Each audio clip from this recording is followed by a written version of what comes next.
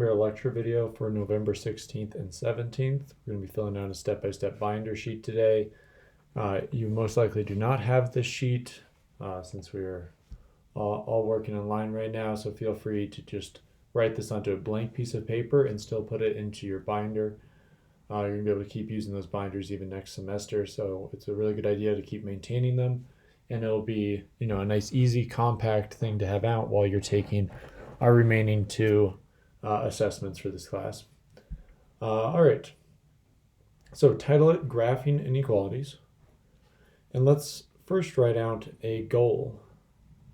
What is the goal of graphing an inequality? The goal is to represent all of the values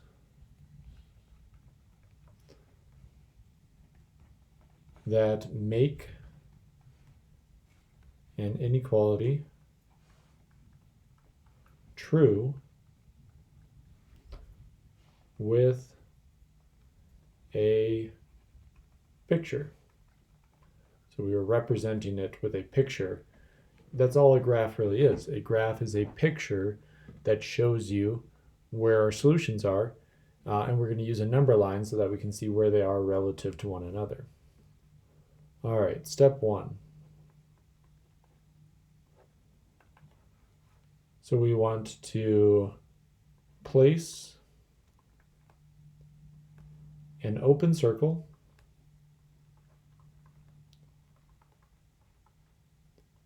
at our boundary value.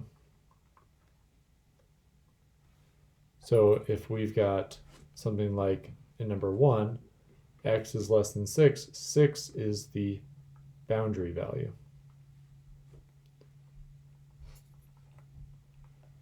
It's the value at which this either starts becoming true or stops becoming true as we go along. All right, so in problem number 1, the boundary value is 6. I'm going to put an open circle, and I like to do it just above the number line. If you need to, draw your own number line, put an open circle right above 6. All right, step 2. All right, we're going to fill in the circle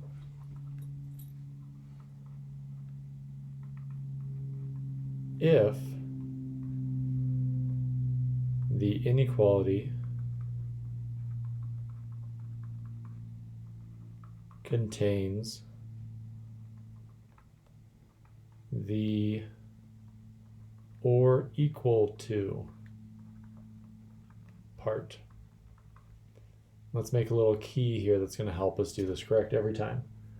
So if the symbol is a less than or a greater than without the or equal to, we're going to use an open circle.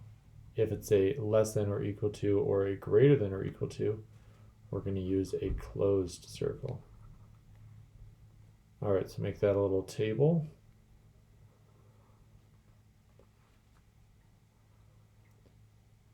Maybe emphasize that this one is open and this one is closed. All right, so back to problem number 1. We're going to leave that one open because it doesn't have the or equal to part. All right, on to step 3.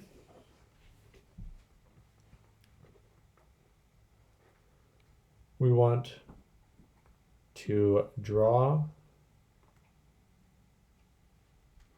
an arrow along the number line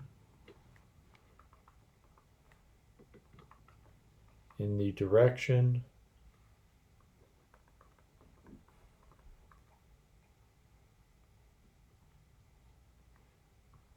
of numbers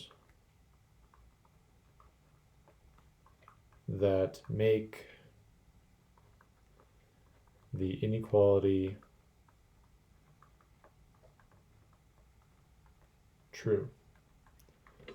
Draw an arrow along the number line in the direction of numbers that make the inequality true. So this is a less than symbol. So where are the numbers that are less than 6? Well, 4 is less than 6, 1 is less than 6, -7 is less than 6.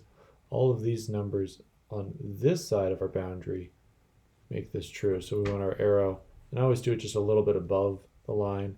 Sometimes you see it right on the line, but then I think you can't see it as well, so I like to go just above the line with my arrow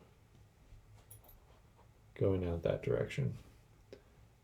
All right. So again, let's make a little key to go with this one. So if it's a less than or equal to, the arrow is always going to go to the left. Notice the end of this arrow matches those inequality symbols. If it's a greater than or equal to, arrow is always going to go to the right.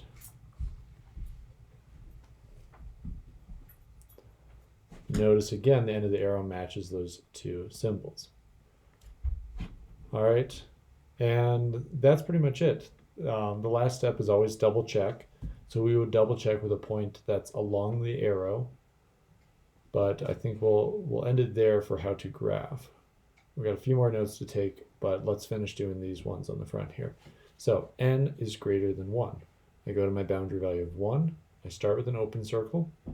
I then decide if I want to fill it in. I don't want to fill it in for this one. And then the arrow is going to go to numbers that are greater than 1. Well, 2 is greater than 1, 3 is greater than 1, 4 is greater than 1. All these numbers to the right are greater than 1. And notice the end of the arrow matches that inequality symbol. That trick only works if the variable is on the left. All right, number 3. N is less than or equal to 4, or negative 4. I go to negative 4, I make a dot. Then I decide, okay, I do want to fill this one in because I want to include negative 4 as part of my solutions. Negative 4 is indeed less than or equal to negative 4. All right, arrow goes to the left on this one because negative 5 is less than negative 4, negative 6, and so on. Also, the trick still works here. And last one, I go to negative 2, start with an open dot, then do fill it in because we do want to include negative 2 as a solution. Arrow going to the right. All right, sometimes you're given the graph and you've got to rewrite it as an algebraic inequality. So here's how we're going to do it. All right. So let's write up some notes on how to write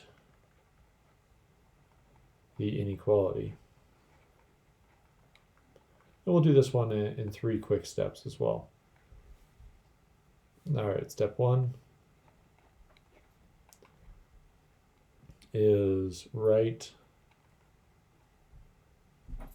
an x and your number with a blank in between. And your number is the boundary value where the dot is. So, an x blank 5, for example. All right. How do we show that that's blank? We'll just show that this is blank. All right, step 2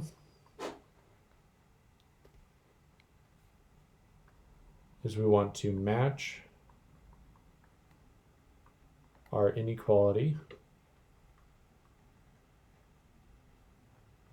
to the end of the arrow.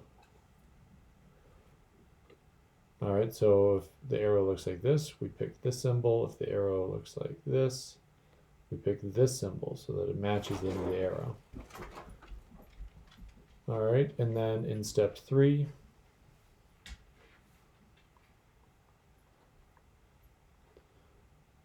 all right, if the dot is filled in,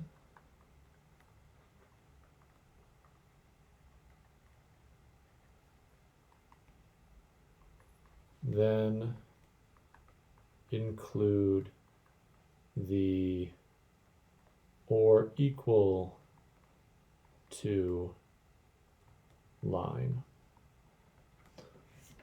All right.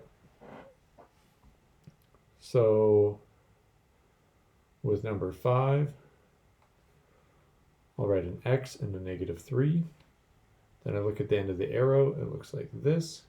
And then I do want to include the endpoint, so I should write this with a or equal to underneath. All right, for number 6, all right, an X and a 4. The end of the arrow looks like this. And I don't want that or equal to part because this is an open circle. In the last one, X, endpoint is a -5. End of the arrow looks like this. And again, that's an open circle, so I don't need the or equal to part. All right, we'll call that good here. We won't do this matching activity.